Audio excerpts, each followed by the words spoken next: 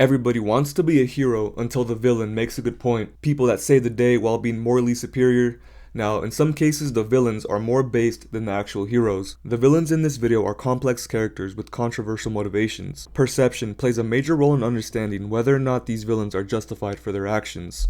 Andrew from Chronicle is a villain that blurs the lines between right and wrong. Chronicle is a found footage movie with Andrew being the guy holding the camera the entire movie. Andrew is the main character and villain of the movie. The movie begins with Andrew trying out his new camera, which he decides to use on a daily basis. This new hobby gives the audience a glimpse into Andrew's life. Since Andrew doesn't have many friends, he films his everyday life as an outlet. Andrew has a terminally ill mother, abusive father, and lonely existence. When Andrew arrives at school, he gets bullied and people don't really respect him. Andrew's cousin Matt is the only person at school who acknowledges his existence. Later that day, Matt invites Andrew to a party. Later during this party is where things get crazy.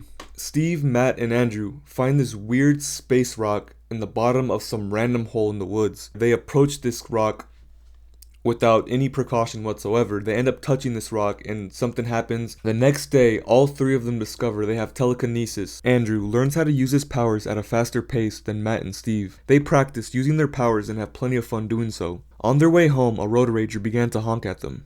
Andrew then decided to swipe the car off the road as a joke. Matt slams his brakes then heads into the lake where the car was sinking. Steve swims into the lake and saves the man. After this moment, Steve and Matt decide to make rules about having powers. Rule number 1, no using powers on living things. Rule number 2, no using powers when angry. Rule number 3, and never use powers in public or tell anybody. Steve and Matt try to get Andrew to understand the responsibility of having dangerous powers. A couple days later, they discover they have the ability to fly. They go up into the sky, they play football, playing catch, having fun, and they almost get hit by a plane. They keep growing closer together. Andrew finally has a group of friends. He's becoming popular in school. Steve convinces Andrew to use his powers at the magic show, or the talent show, and it's a hit. People like him. He gets invited to a party. After this party though, things go downhill because his mom is dying. They don't have enough money for medication. And his dad literally starts beating him up. But Andrew actually fights back because he has the power to do so. Now, after he beat up his dad, he goes up into the sky, and Steve knows where he's at because he has telekinetic powers. They know where each other are. Andrew accidentally kills Steve because he was angry and he conjured up like a thunderstorm and accidentally struck Steve with lightning. Andrew said he lost control. He can't control his powers when he's angry. He never had any friends before these powers, and he just sees Matt, or he saw Steve as not really a friend because he just liked them for the powers. They just had this bond over the powers. And Andrew doesn't really view anybody as a friend. He feels really alone, isolated, and feels like everybody's out to get him. One day at school, Andrew had enough of his bully and he decided to rip his teeth out using his powers. Andrew was getting more powerful while slowly isolating himself once again. Except this time, Andrew uses his time alone to master his powers. He begins to see himself as the apex predator, at the top of the food chain. Matt once again confronts Andrew for breaking the rules, telling him that there will be consequences for being irresponsible. Andrew is desperately trying to find a way to pay for his mom's medication. Out of nowhere, Andrew kills these hoodlums on the street. After he kills them, he just takes their money and he flies to a liquor store. He puts on his dad's old fire uniform to rob a liquor store, but the owner follows him out with the shotgun. Andrew throws the shotgun to the floor, but it accidentally shoots a gas tank. Andrew ends up in the hospital with severe burns. Andrew's dad goes to the hospital to basically badger him while he's unconscious, telling Andrew that his mom's dead, that it's all his fault, that he's unloved, he's worthless. And Andrew was like subconsciously hearing this. He woke up, grabbed his dad's hand, and just like blew up the hospital. Now this is when Andrew's rampage starts. Buildings are being destroyed, cars are being thrown. Matt hears like a big sonic boom and his nose starts bleeding. Flies up and tries to talk to Andrew, try to calm him down. But things go wrong because Andrew's in a complete rage frenzy. He doesn't want to hear anything. He feels like he's alone. He doesn't have any friends. And he wants to be the apex predator. He does not want to be the person being hurt. He likes being the person causing pain. Andrew felt alone, mistreated, and hopeless.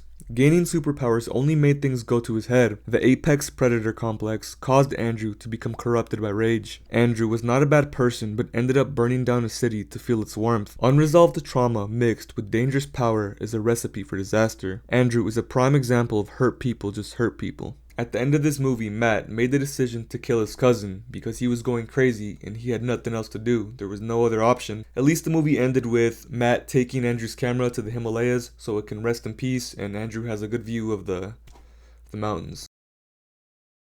Another villain that can be classified as justified is Joker.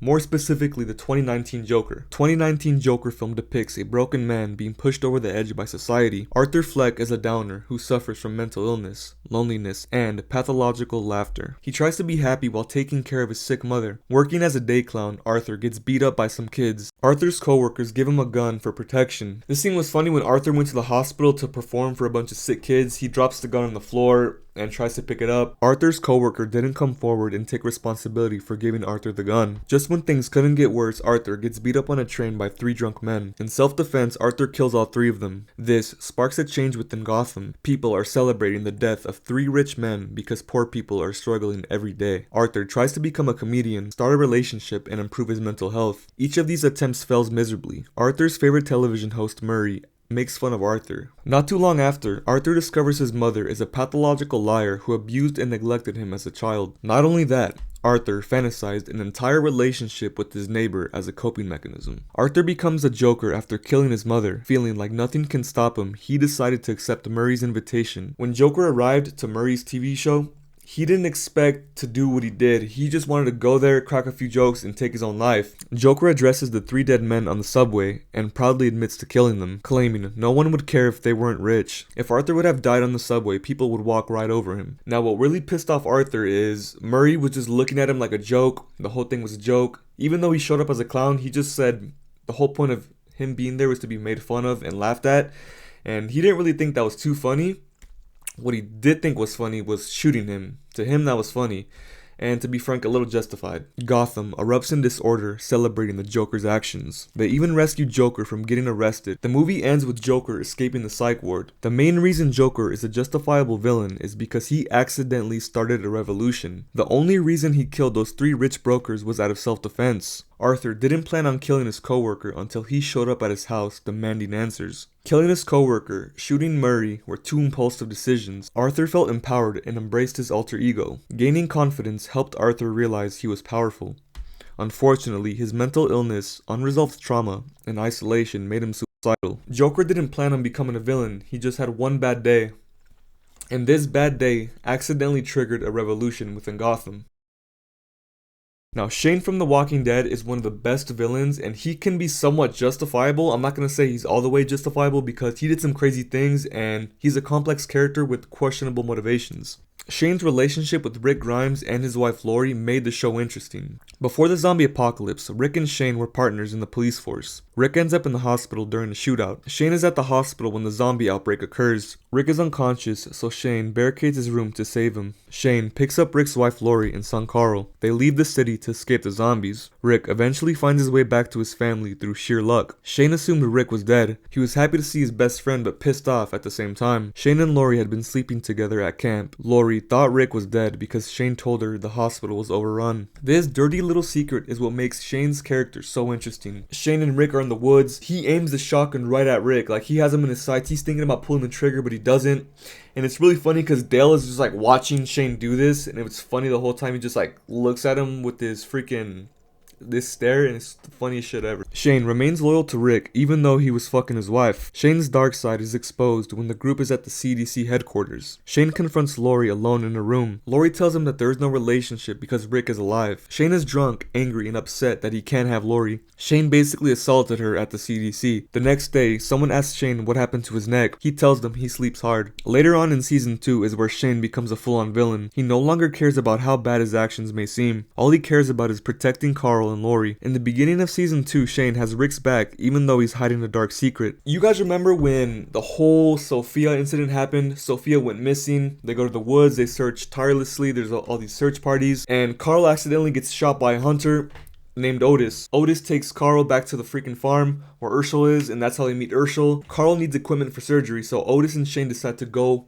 to a medical warehouse or whatever to get some supplies. Now they gather the supplies, they're about to escape, they're low on ammo, so Shane decides to shoot Otis in the leg, take the equipment, and leave him for dead so the zombies kill Otis and he can escape. Now some people say this is justified because they weren't both going to make it. They didn't have enough ammo. Some people say Shane sacrificed Otis to save Carl, and it was somewhat justified since Otis did shoot Carl. Things get more crazy later down the line. Check this out. Shane tells the whole group that Otto sacrificed himself to save Carl. Dale was growing suspicious of Shane. He didn't really believe the story that he told everybody. Urshel has a barn full of walkers that were once people he knew. Once the group found out, Shane urges everyone to step up and kill the walkers. Dale tries to hide the guns from Shane so he wouldn't do anything crazy. Shane confronts Dale and tells him, "Give me the guns or I'm gonna hurt you." Shane returns to the farm and makes a big scene, handing out guns to everyone, even Carl. Rick and Urshel appear from the woods and take more walkers into the barn. Shane chases them down, then proceeds to call them out for Urshel being delusional about walkers. He believes he can cure them from sickness. For some reason, Sophia happened to be one of the walkers in the barn. Up to this point, the group had been looking for Sophia, believing she was still alive. After Shane and the group slaughtered the walkers, Urshel wanted Shane off the farm. Shane was in survival mode, only wanting to protect Lori and Carl. Shane would kill a man in cold blood if it meant the group would be safe. Basically, Rick gets into a shootout with a bunch of bandits, and they end up saving one of the bandits who gets caught on a fence. They cut off his leg, take him to the farm, try to heal him. Now Shane immediately wants to kill this bandit because he knows that if they release him back into the open and he finds his group, they're gonna have an attack waiting to happen on the farm. Rick and Shane go to some random school to drop the kid off, but then he says that he knows Maggie, he knows Urshel, he knows where they live. Shane ends up fighting Rick over wanting to kill Randall, but Rick wants to be the good guy, he wants to do things civilly, he wants to have a trial, a judge. While everybody's debating, Shane takes the hostage into the woods to kill him. After he snaps the boy's neck, Shane runs nose first into a tree. He returns to the group telling them Randall escaped with his gun. Rick and Shane end up alone in the dark looking for Randall. Rick knows Shane is trying to kill him. Shane yells at Rick, telling him to draw his weapon. Rick is handing Shane his gun, then stabs him in the stomach. Carl witnessed the whole ordeal and kills zombie Shane. Shane is somewhat justified because he was looking at things from like a military brutal aspect that you can't trust anybody, you have to show no mercy in order to survive, which is so true. In season 3, 4, and the rest of The Walking Dead, things get so brutal. I can argue that literally every character becomes more brutal than Shane. Shane just wanted to keep Carl and Lori safe. He kept on calling out Rick. Every time Rick wanted to help someone else besides Carl and Lori, he basically said, "Bro, why are you doing that? They're not your kid, they're not your family. Protect your family." But Rick wanted to be the good leader, protect everyone, do things the right way. And Shane was just literally nagging at him saying, "Bro, you're being too weak, you're being too soft. I don't think you can take care of them." Which is crazy to say. Literally after Shane died, everybody witnessed just how brutal the entire group became. Like in season 3, everybody was going crazy. They went to the war with the governor. Imagine if Shane met the governor. It would be a different Walking Dead. Shane knew the only way to survive was to be a ruthless killer. He tried to get the group ready for war by teaching them to be sharp, strong, and show no mercy. Seasons 3 and 4 was a bloodbath. Fans argue that Rick had become more cold-blooded than Shane. Everyone in the group learned that trusting strangers could get them killed. Shane could have survived longer if he hadn't tried to take over Rick's family. In the end, Shane died because of jealousy, but he predicted just how ruthless everyone needed to be in order to survive. Killmonger from Black Panther is a justified villain because he wanted to make his country of origin #1 rulers of the world while helping his people. Wakanda possesses the most powerful technology in the world. Killmonger became enraged with Wakandians because they didn't want to use their power to free black people from a rigged system. Killmonger was raised in Oakland. His father was Prince T'Challa's brother. Killmonger's father was caught selling vibranium weapons to outsiders. Prince T'Challa killed him for exposing Wakanda's weapons to outsiders. Killmonger sought revenge for his father's murder. Killmonger was a Special Forces Marine. Every time he killed somebody, he scarred his body with a knife. The movie's plot is based around Killmonger's mission to become king of Wakanda. Once he defeated T'Challa for the throne, his true colors were revealed. Killmonger destroyed the Garden of Knowledge, ordered his generals to kill anybody against his mission, and wanted to reveal Wakanda's power to the world. T'Challa ended up killing Killmonger because he became blinded by rage. Can you blame him though? Killmonger grew up in the hood without opportunities to succeed. His father was killed. Meanwhile, he was left behind instead of being taken to Wakanda. Once he realized where he was from, Killmonger wanted to claim his title as King of Wakanda. Killmonger wanted Wakandians to be rulers of the world. Wakandian policies wouldn't allow this to happen because it would expose Wakanda. Wars would be fought over this technology. Wakanda's tradition is about keeping the world in order without revealing their hand. Killmonger was angered by this because he viewed this as weakness. Why would you not help your kind from oppression? Killmonger was a justified villain because he wanted to avenge his father's murder and free his people from oppression. Now raise your hand if you've seen Fight Club. Don't tell me, we gotta keep it on the low key because we ain't supposed to like. Tyler Durden from Fight Club was a justified villain because his whole ideology is about taking control of your life and doing what's right. For the sake of the plot, we're gonna separate the narrator and Tyler Durden, even though if you've seen the movie, they are the same person. Now, basically, Tyler Durden appears in the narrator's life just to help him take control of his life, tell him that, bro, you don't need to worry about the things you own, what you're doing, the job you have. It's not you, bro. There's something beneath you, your soul, that's really you. And the only way to tap into this primal instinct or primal soul of yours is by fighting. There's like so many good quotes in this movie, I can't even list off all of them.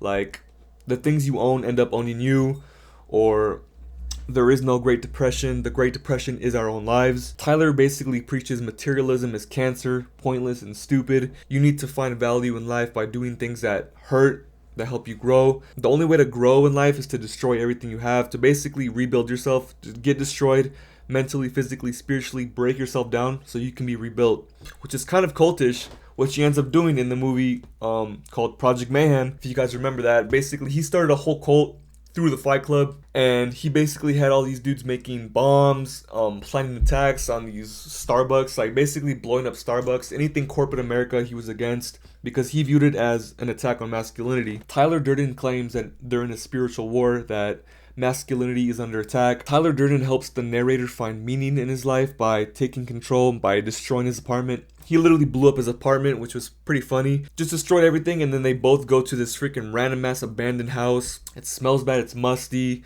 it needs to be rebuilt, but that's where their safe haven is. Fight Club is like a way for these dudes to find meaning in life. When you fight somebody, you don't think about anything. All you're thinking about is taking the other dude's head off. Tyler Durden created a community of men that share a common interest in fighting. They need an outlet. They don't like their lives. They think it's boring. There's no meaning. Everything feels pointless, but Tyler Durden takes all that emptiness and gives it meaning, which is kind of cult leader-ish, but it works because that's how Project Mayhem is started. Project Mayhem is basically a campaign against corporate America. They destroy Starbucks, they defile statues that stand for money-hungry corporations.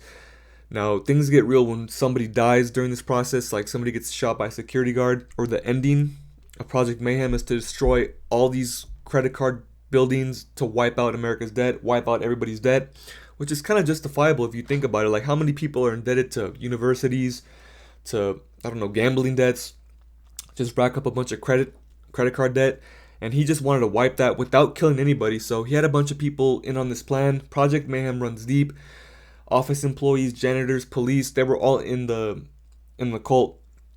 And he wanted to basically just wipe the credit card debt without killing anybody in the buildings, because the moment he kills somebody, he would just be labeled as a terrorist and the plan wouldn't work. Tyler Durden is justified, even though he's like the main character's extreme alter ego. He basically represents the rebellious, animalistic side of him that was suppressed all these years. He did help him take control of his life, but he went too far in the sense that he created like a terrorism cult, kind of ish. He didn't take anybody's lives, but he wanted to spread a message through violence. The main reason Tyler Durden is justified for me is because he wanted to help the main character take control of his life.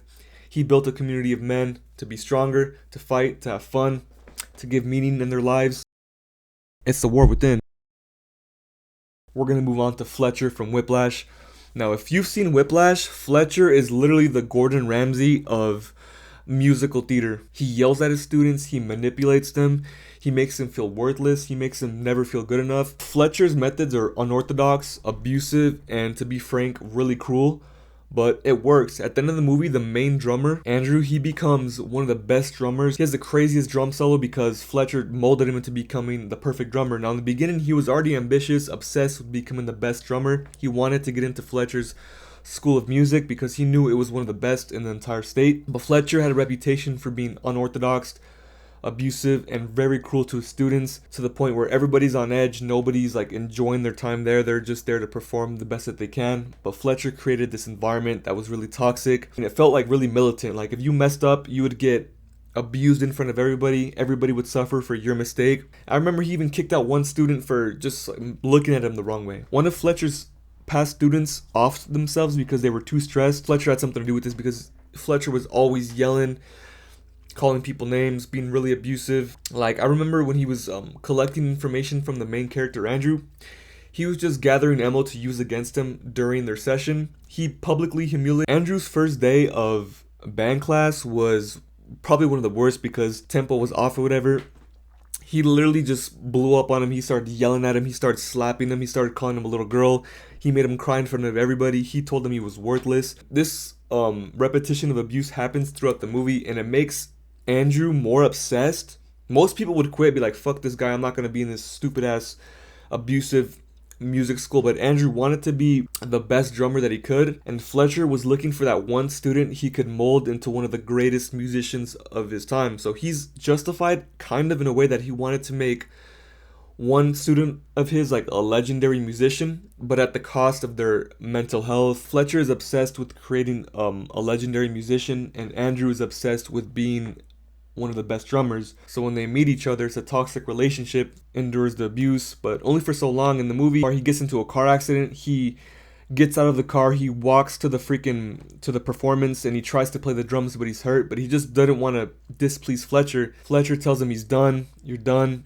They fight. Later in the movie, Andrew snitches to the freaking school council, gets Fletcher fired. And later in the movie, they meet each other. Fletcher even says, yeah, I can agree I was a little hard on people, but I just want to make sure that one of my students becomes a legendary musician. Andrew says, aren't you discouraging the next musician by being too brutal? Then Fletcher says, no, the next legendary musician will never be discouraged by anything. So he makes a good point, but he's still a little unhinged. Basically, the finale of the movie is Fletcher invites Andrew to play on his new orchestra. This is where it gets really interesting. So on the day of the performance, Andrew has his musical paper, and he has the wrong song. He has a completely different song. The entire band is playing a different song, and Andrew doesn't even know what to play because he has like the wrong music notes. He fails miserably, he cries. Andrew then goes back on stage and takes control of the entire stage. He goes on a crazy drum solo. They play a new song, they play Caravan. The entire band knew the song. The music ends, but Andrew keeps going. He goes on like a 5-minute drum solo, just impresses everybody. The movie ends with Andrew being one of the best drummers in the world, probably. Do you think Fletcher's methods were justified? Me personally, I don't think they were, but some people say that it was justified because Andrew became one of the greatest drummers in the state, but we don't know what that's going to do to Andrew's health. The director of the movie speculated that Andrew was most likely going to die of an overdose because he became too obsessed with drumming. Koba from the Planet of the Apes. Koba is a lab ape who has a severe hatred for humans because he grew up in a lab. He was taken away from his family at a young age from the jungle. Koba views humans as inferior to apes. Now, in Dawn of the Planet of the Apes, Caesar makes Koba one of his generals. Koba becomes more of a villain when he goes against Caesar. During the movie, Caesar allows these humans to basically try to rebuild a dam so they can get electricity. Caesar just wants to coexist with humans. He doesn't want to interact with them. He just says, you do you, I do me, we leave each other alone. But Koba viewed Caesar helping the humans as weakness. Koba wanted to wipe out humans like 100%. He did not want to hold back. He just wanted to go in there and wipe them out. Because from a military standpoint, Koba viewed the dam as a way for humans to revolt. Like if the humans had electricity, they could revolt and attack his people. They could kill more apes. Koba was bloodthirsty. He will do anything to get his way. He just started killing any ape that went against him. He wanted to prove a point that we do things my way or the highway. I'm right, you're wrong. Humans are bad. Anybody that helps the human is bad in my eyes. Koba at the end fights Caesar to death. He ends up dying. The new kingdom of the Planet of the Apes, some people think Koba's son is the main character. So we're going to see how that turns out. Me personally, I think Koba was justified because he was abused in the lab. He saw the worst side of humans. He knows that some humans don't value other lives and will abuse that power and just treat someone like a lab rat. Once he broke free from the lab, the only thing was on his mind was wiping out humans. Now, do you think Koba was justified? Do you think he was too bloodthirsty for human blood? Let me know what you guys think below. I'm going to be posting more videos. I was working on another project, so I'm sorry for this late upload, but I love this. This is fun. See you guys in the next one.